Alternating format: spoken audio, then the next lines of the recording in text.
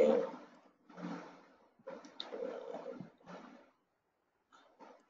Okay. Enterprise structure in Okay. So here Okay. the topics we'll be covering there. We will see what is enterprise structure. What is enterprise structure? What are the organizational units in You can mute. You can mute whenever you want to ask questions. You can unmute and ask. Okay. Okay. Thank you, sir. Yeah. Okay. So we will see what is client. What is client? What is company code? Okay. What is company code? What is plant? What is plant? And then we will see what is storage location. Okay. And what is the purchase organization? Okay. And then we will see what is purchasing group. Okay, so we will understand the organizational objects with respect to purchasing, materials management module, and nothing but purchasing. Okay, so first, what is enterprise structure? SAP enterprise structure is organizational structure that represents an enterprise in the SAP R3 system. So basically, enterprise structure means your organization structure. Let's say you are working for a company. Okay, you are working for an organization. That organization may have lot of manufacturing locations, lot of distribution centers, okay, lot of warehouses, godowns, what you call godowns, and what you say HR offices at different locations. Correct? So all those things you will map it into the system, you will put it into the system using this enterprise structure. Okay, so basically you create enterprise structure for legal reasons, and obviously for the business related reasons. So once you have the enterprise structure in the system, accordingly you can execute, you can do your day-to-day business processes. Okay, so basically organizational units may be assigned to a single module. Some organizational units belongs to only a particular single module, like you have sales organization, which is only used in SD module. Okay, whereas some organizational units are used in several modules, like let's say you have plant. Plant will be used by a lot of modules like module, production planning module, lot of modules it will be used. Okay, so basically using the enterprise structure, you will be mapping the organization structure into a system. Okay, so basically this enterprise structure is required for legal, business, and reporting purposes. Okay, if you don't have enterprise structure properly in the system, then you cannot execute you cannot use SAP properly for your day-to-day business function. So first basic step in any SAP implementation is defining your enterprise structure, designing your enterprise structure properly into the system. Okay, so this is the one. So from procurement point of view, from the purchasing point of view, from for module, the organizational units are this one: client, okay, company code, plant, okay, then storage location, and then purchasing organization, and after the purchasing group. So these are the organizational objects.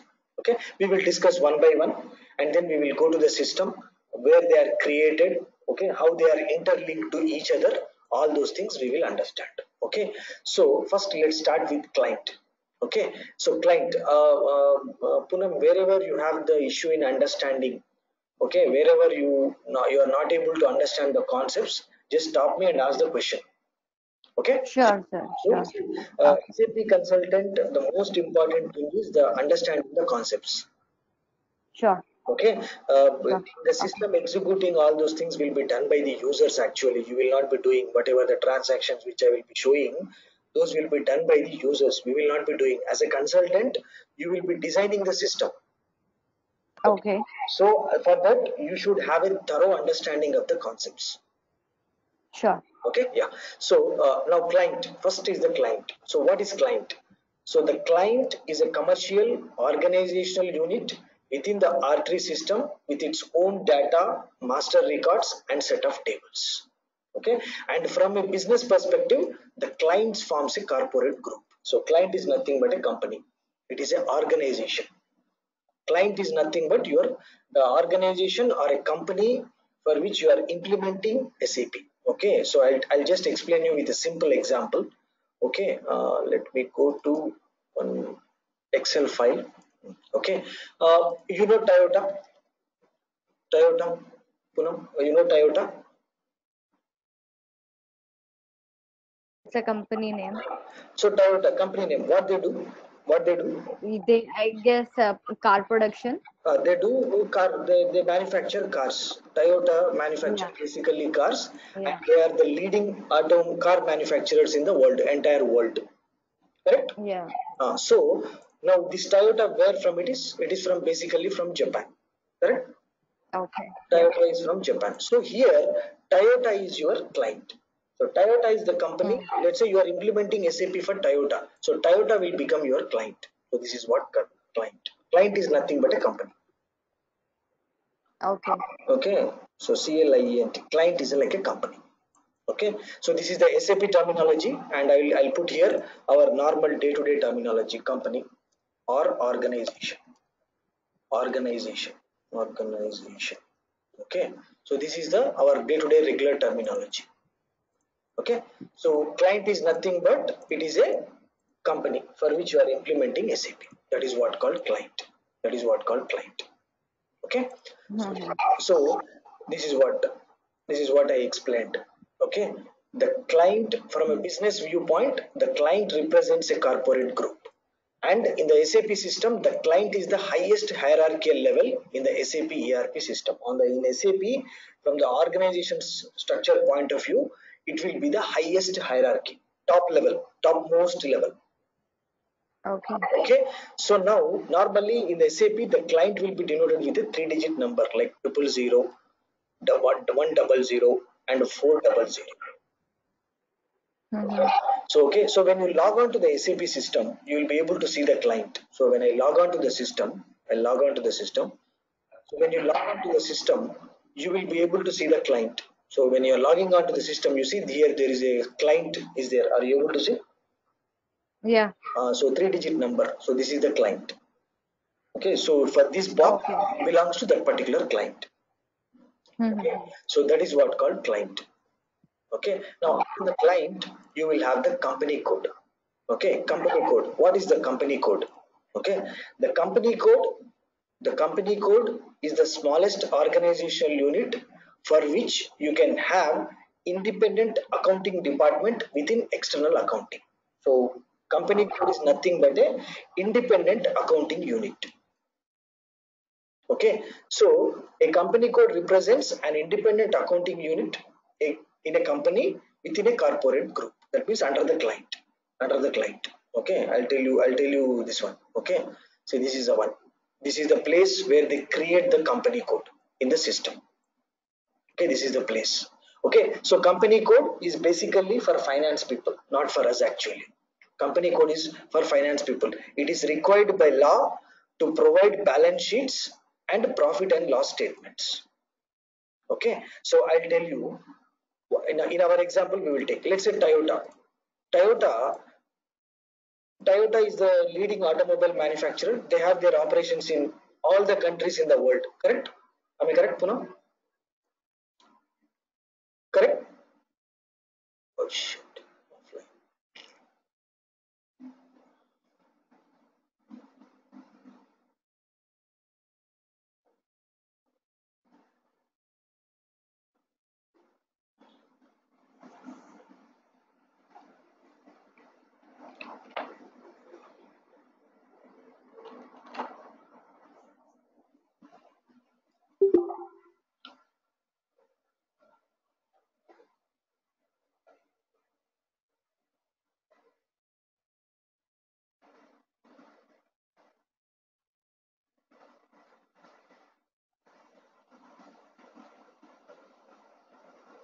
Yeah, hello.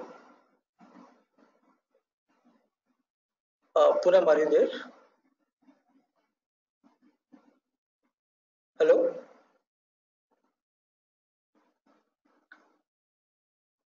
Um, Some light issues has come. It's okay now. yeah, Connected okay. again. So we are discussing on the company code. Okay. Yeah. Yeah. So let's say you have Toyota. Okay, Toyota is a world leading automobile manufacturer. They have their Yeah. operations in all the countries in the world. Correct? Hmm. Correct. Let's say we will take some examples. Okay, so let's say we will take US. Okay, Toyota is having some operations in US. Okay, now let's say they have some operations in UK. Okay, Okay. they have them some operations in Singapore. Okay, Singapore, and then let's say, of course, as usual, of course, India. Let's take India. Okay, so for example, we consider these four countries. So Toyota is having their operations in these four countries. Now, what they do is they create company code for each country, a separate company code for reporting purpose.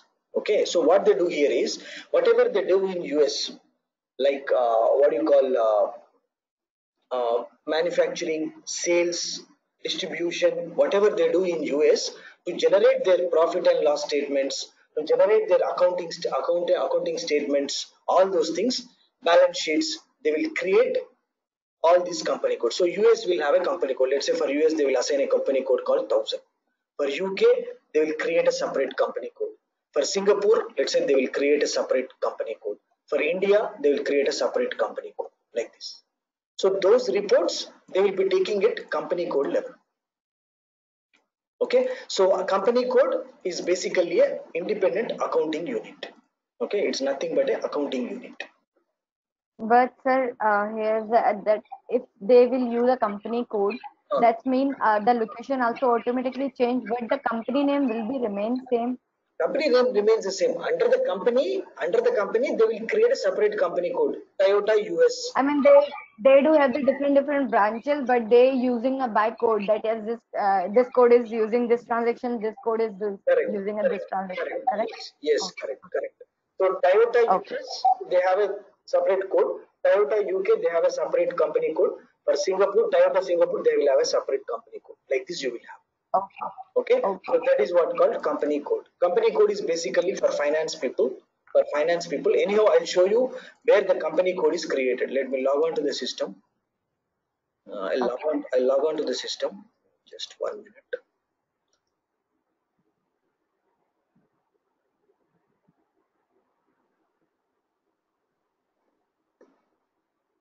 What is the password?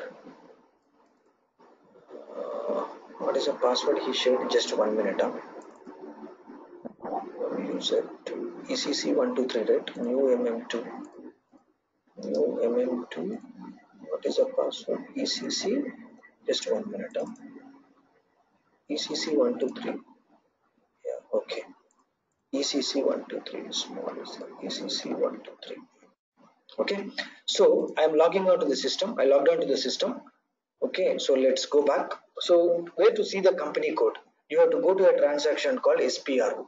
SPRO, enter that. Once you enter here, you will get this SAP reference IMG. Okay, click on this button, SAP reference IMG. You will get this screen. Just scroll down. Here you see there is a node called enterprise structure. Are you able to see? So here, open this. Here you have definition. Definition. So open this. Here you see financial accounting. I can show you the path here. Enterprise structure, definition, financial accounting. Okay, so go to this financial accounting. Open this. Here you see edit, copy, delete, check company code. Here you have. So just click on that one. Here, if you go inside, copy, delete, check company code, you will have it here. Okay, let me put it here. Edit company code data. Second one, let's go. See, all the company codes are here. Okay, all the company codes are already here. If they want to create a new company code, they'll click on this button, click on new entries, and then they will create a new company code. This will be done by, of course, finance team. You will not be doing as a MM consultant, so no need to worry upon this part. Okay, so this is the place where they create the company code. Okay, this is the place where they create the company code. Okay, is it okay? Company code. Shall I move on to the next one? Yeah, yeah, yeah. Okay, Okay. so this is the company code. Yeah. Now, after the company code, you will have the plant. So, what is plant? Okay, so basically, a plant is an organizational logistics or unit that structures the enterprise from the perspective of production, procurement, plan maintenance, and planning. Okay, so a plant is a manufacturing facility or branch within a company. Okay, so plant is like a location. Plant is like a location. A plant can be a manufacturing location. Okay, it can be a warehouse, it can be a distribution center, or it can be a HR office. A separate HR office is also called as a plant, and plant will be physically existing. Okay, plant will be physically existing and it will be unique in the system. Okay, I'll tell you the with our real-time scenario. Now let's say Toyota.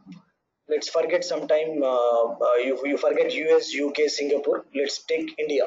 Okay, now Toyota India, they have a manufacturing plant in Mumbai. Let's assume a scenario. Okay. Toyota India, they have a manufacturing plant, not plant, manufacturing site in the Mumbai, in the city of Mumbai. Now they have one more manufacturing site at Goa. Okay. Now let's say they have Toyota India, they have a distribution center in Chennai. In Chennai. Okay, and they have Toyota India, they have their corporate office in Delhi. Delhi. Delhi. Delhi. Okay, so these are the in these places. This is the manufacturing site. This is the manufacturing site. Okay, and Goa, one more, they have manufacturing site. Okay, and here Chennai is a distribution center, and let's say Delhi, they have corporate office. Corporate office. Now all these are called in the SAP system. All these are called in the SAP system as plant. Okay, these are called plants. Okay, so a plant can be anything. It can be a manufacturing location, a distribution center, separate distribution center, or a warehouse, separate warehouse, or even a HR office. HR office is termed as plant. Okay, so it should be physically existing. It should be physically existing independent unit. Those are called plants. Okay, so now in the SAP, Basically, basically in a one country that they do have a different distribution context that is called plant, or if they do have like a different countries, and can they carry like a different distribution, or they can only carry in the no, no, country only? no. In the within this country, within the different Okay. places, they have different operations. Okay. Let's say Okay. even in Chennai, they have one distribution center in one city, one area, and another distribution center in the Chennai only in another area. Then they will be have two distribution centers over there. Okay. Okay, so it's basically a separate physical location where some activities will be happening, like manufacturing, distribution, okay, sales, or warehouse. Basically, within a country, whatever they are doing the transaction and they are doing a different branches, we call the plant, Plant. right? Correct. Within that. Okay. Yes, correct. Your understanding is Okay. correct. Yes, okay. So Yeah. that's what called plant. Now it is physically existing unit, okay, and it will be unique in the system. It will be physical, it will be unique in the system. Okay. Now in SAP, every plant will be denoted with a 4-digit alphanumeric key. In SAP, Okay. every plant will be denoted with a 4-digit alphanumeric key. Like it can be ABCD, it can be 1 2 3 4, Okay. or it can be AB12. Okay. Plant is always assigned to the company code. I will show you this in the system. Okay. A particular plant can be assigned to only one company code. Okay, I will show you this also. And one company code can have multiple plants assigned to it. That means if you see it here, this is the India is the company code. Under India company code, you can have multiple plants. Let's say Okay. this plant is like a you can call it as 1411. This can 1412. This plant Chennai 1413. Okay, and Delhi 1414. So a 4-digit. Further, they will do most create the name for the branches as well. Correct. I'll show you this in the system. So here the meaning is Okay. all these plants are under this company code. Okay. Okay, but now you will assign this plant to this company code, but you cannot assign this plant simultaneously to this company code and also to this company code. You cannot do that. One Okay. plant will be assigned to only one company code. Okay. Okay, but under a company code you can have multiple plants. You can have multiple plants. So under the India company code you will have all these plants. Yeah. Okay, so that's what you need to understand. Now where is the plant is defined in the system? So let's go to the system, go back. Okay, here if you go here, close this definition, you go here logistics general, you go here, open it. Here you see define copy delete check plant. Are you able to see? Yeah. So here if you go you can have the plant here. So define here, you double click on the define plant, you can define the plant over here. Already there are some plants here. If you observe, all are having, most of them Yeah. are having 4-digit code. Okay, so whenever you want to create a new plant, just click on the button new address and you give the plant code, name, everything, and then you can give the address also.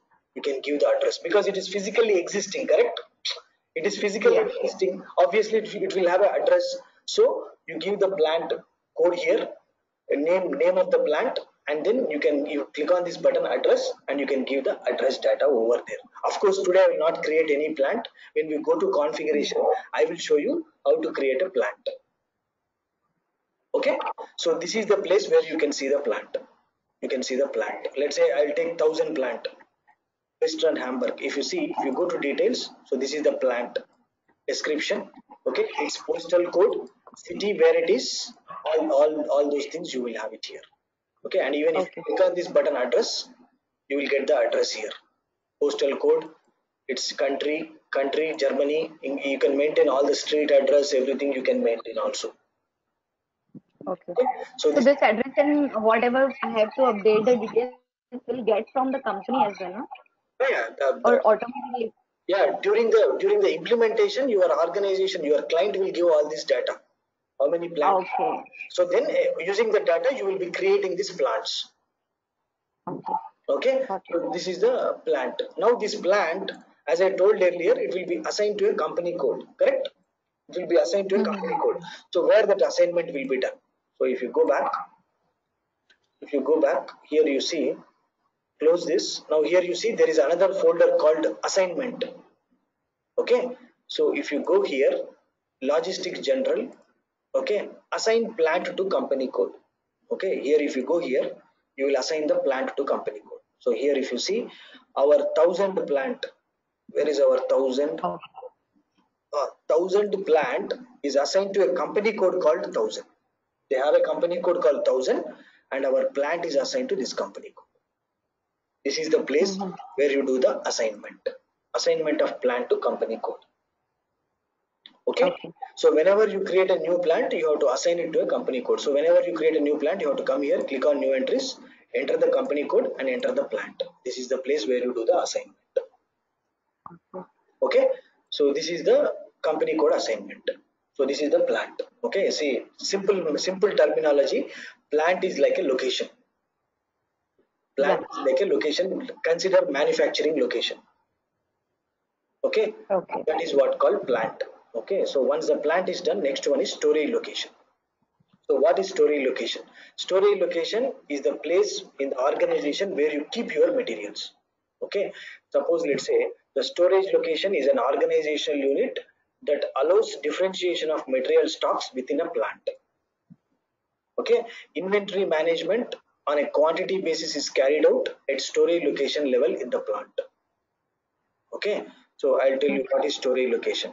Okay, so the storage location is the place where materials are physically stored. Okay, several storage locations can be defined within a plant. Okay, I'll tell you a simple example again. Let's say you take your house. Okay, in the house where you will keep all this salt, pepper, sugar, all those things, oil, where you will keep cooking oil? Kitchen. Kitchen. Why you keep Yeah. kitchen? Because the right place to keep these things. So because why you keep those materials in kitchen means they are used during cooking, correct? Yeah. So those materials, whatever salt, pepper, sugar, cooking oil, whatever is there, where you use during cooking process, correct? Yeah. So for that one, you store all those materials in the kitchen. So kitchen will become like a storage location. Yeah. Okay. Now let's say you have pillows, bed sheets, all those things. Where you will keep? In the bedroom. In the bedroom. Bedroom. Yeah. Why in the bedroom? Because they are used during sleeping. Correct. Yeah. So based on the nature of the material, you will be stored it at a particular place. Okay. Okay. So that place is called storage location. Okay. So storage location is nothing but a place where you keep your materials, where you physically store your materials. Hmm. Okay, so that is what. Now storage location will be always under a plant. Okay, so this is a one. Okay. Storage location always created with reference to the plant. Okay. So whenever you are creating a storage location, you will tell that my storage location under this plant. Okay, a storage location is defined by means of a 4-character alphanumeric key that is unique in the plant. Okay, so again, storage location will also have four character alphanumeric key. Okay, and but it Okay. will be always under a plant. And but again, a plant can have multiple storage location assigned to it. Okay, I'll tell you the scenario. Let's say you take Goa manufacturing site. Under this, for raw materials they have one storage location, SL01. Okay, for packing materials they have one storage location, for packing materials SL02.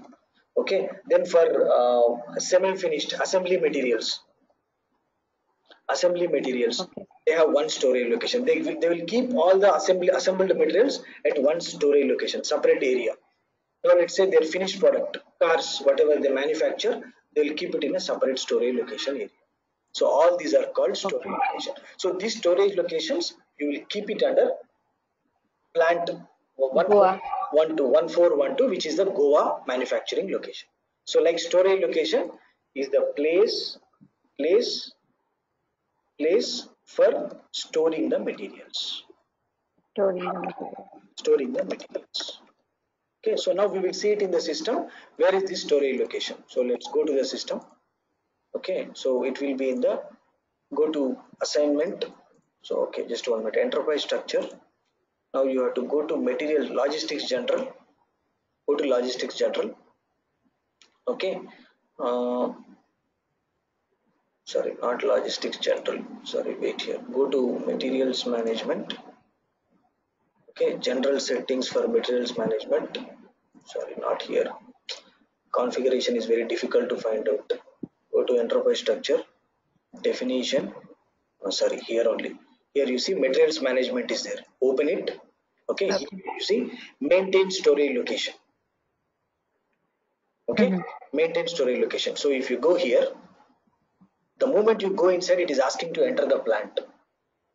Okay, suppose if I enter plant 1000, if I enter plant 1000,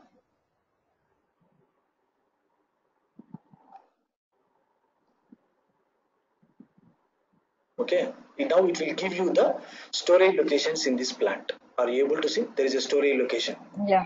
Okay, but somebody forgot to maintain the description. Okay, I'll maintain the description. Raw materials location.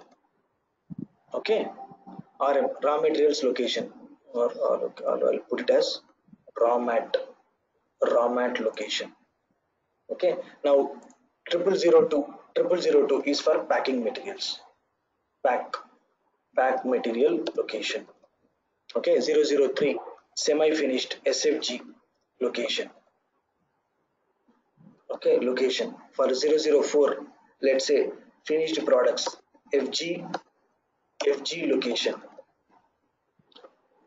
G location. So like this you can create the storage location. So always storage location will be under a plant. Okay, now Hmm. save it. You can create a new storage location also. Click on new entries. You can create a new one. Click on new entries. Here you give new storage location. L000 spare parts. Spare parts. Spare parts. Enter. So I created one more storage location. Okay, so now it will show all the storage locations within this plant. Are you able to see? Okay. Okay, so that is But sir, can we maintain the data? I mean, we are just creating and showing us the just code and raw material and the product things which we are keeping here. uh, But is there a next step where we, I mean, maintain the data? Just no, no. this amount which we are carrying the. Inside at the max, you will be maintaining the address. Address at the max, you Okay. will maintain the address by clicking on this button.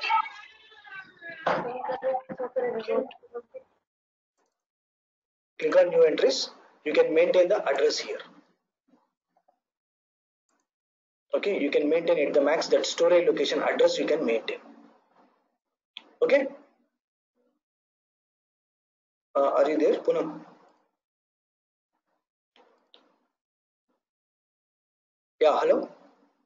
Yeah, I'm here, sir. At the Yeah. max, at the max, if you want to maintain the address, you can maintain the address for the storage location. I was asking about the data, like this storage location, we are particular maintaining this data. This is the amount and quantity. No, no, no, no, So, is there no, no? no, no. You will not be maintaining amount or quantity here over here. We are just giving the definition of a storage location. That's all. Okay. Okay. What materials you Yeah. are going to keep at the storage location that we will understand in our further classes. Okay. Okay. Here we are just creating a storage location. That's all. Then how we create the storage location and all? Okay, fine. That's all. But what materials under the storage location, what are the quantities, value, and all we will understand in further classes. Okay. Okay. As of now, we are just creating the storage location. So this is the storage location part. Okay. So always remember storage location will be under a plant. Okay. So once the storage location is done, we will move on to the purchasing organization. Okay. So purchasing organization. What is purchasing organization? Purchasing organization is the organization. Purchasing organization is the organization that manages purchasing activities. Okay, it negotiates conditions of purchase with vendors for one or more plants. Okay, so basically purchasing organization will be responsible for purchasing activity for a particular plant or more than one plant. Okay, I'll tell you the simple scenario. Here it will take. Now let's say you have Mumbai plant, Goa plant, Chennai plant. Okay, and you have Delhi plant. But manufacturing will happen here. The purchasing of the raw materials required for production will be done by Delhi plant. The people who sits in Delhi. Okay, Hmm. so then their Delhi, they will create for Delhi a separate purchasing organization. So that purchasing organization, let's say 1410, or let's say purchasing organization as let's say 1400. So this purchasing organization take care of purchasing activities of both these plants. Okay. Now let's Okay. say another scenario. In the same plant only, they will have a purchasing department. They only will take care of their own purchasing. So then they will have their own purchasing organization. That also you can have. Every branch has the own purchasing department. Yes, I yes, mean, Goa has own, yes. Mumbai has own, Chennai has own, Delhi has Yes, own. it can Okay. be a decentralized or it can be a centralized. I'll tell you that. I'll tell you that also. Okay. So this is the purchasing organization. So basically they are responsible for purchasing activities. Now what is purchasing Okay. group? Purchasing group. A purchasing group is the key for a buyer or a group of buyers responsible for certain purchasing activities. That means in the purchasing department there will be a lot of people, right? Correct? In the Yeah. purchasing department, let's say four people are there. Person A, person B, person D, person C, person D. This person A is responsible for buying only raw materials. This person Okay. B is responsible for only for buying packing materials. Person C is responsible only for procuring Okay. machine spare parts. Okay. Now person D is responsible only for procuring stationery. Mm-hmm. So this person A will be created as a separate purchasing group. Okay. So purchasing group is nothing but a person or a group of persons responsible for certain purchasing activities. That is Mm. purchasing group. Okay. So now Oh yeah. where this purchasing group is defined. So let's go back. We will see that. You see, First we'll see maintain purchasing organization. Here you see maintain purchasing organization. Here you maintain. See, here you maintain the purchase organization. Already it is there. Okay. If you want to create a new one, you can create a new one. I'll create a new one.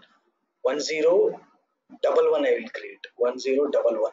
Okay. New purchase organization. ORG. I'm creating this. Now save it. Okay. So this is how you create a purchase organization. Okay. But where, for which plant they are responsible, where they do, then they have to use, you have to do the assignment. I will show you that. Okay. So here, okay, this is what I explained. Now let's say every plant will have their own purchasing department. Then they will have their own purchasing organization. Are you able to see, Poonam? Are we creating the new purchasing organization? Here we company code will be remain the same. Yes, company code will remain the same, but in the plant, every plant will have their own purchasing department. Okay, they will take care of their own purchasing. Then for each plant, you will create a separate purchase organization, and then they will assign it. I'll show you that. I'll show you that in the system. So this is called plant specific purchasing organization, decentralized scenario. Okay. Okay. Now there will be another scenario, cross plant purchasing organization. That means you have two plants, the one which I explained, two plants, but two plants there is a common purchasing organization. Okay, so that you will define it company code level. Company code level. I'll show you that where all this assignment is done.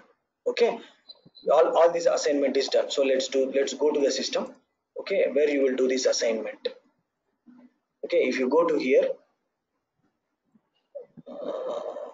just 1 minute. Logistics general. Just 1 minute. Let us go to assignment again. Materials management. Here you see. Assign purchasing organization to a plant. Okay, so whatever I created, I'll assign to my plant. Okay, so click on new entries. What is my purchase organization I created? 1011. I am assigning to the plant 1000. So it is a centralized, decentralized scenario. So this purchase organization will take care of purchasing in this plant.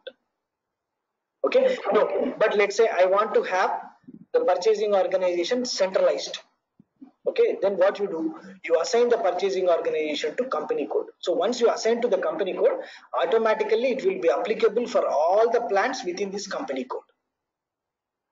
Okay, that is what called cross plant. So where you do that one? So if you go here, go back, let me save this first. Okay, and now you see here, assign plant to the company code. Okay, so if you do this, whatever the plants under that company code, sorry, not plant company code, sorry, not here, sorry, here, assign purchasing organization to company code, sorry, here. Okay, if you go here, now here you will assign the purchasing organization to your company code. So I have 1011 already there. You will assign to the company code 1000. That you can.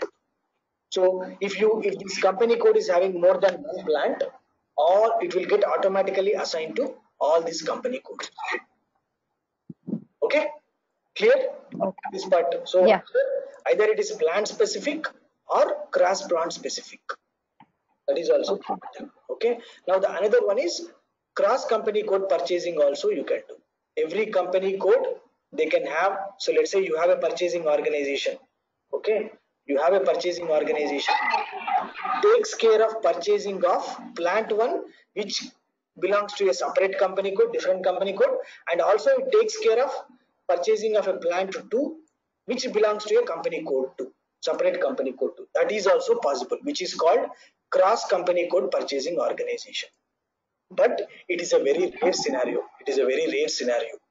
Okay, it's a very rare scenario, but most of the time you will have this scenario.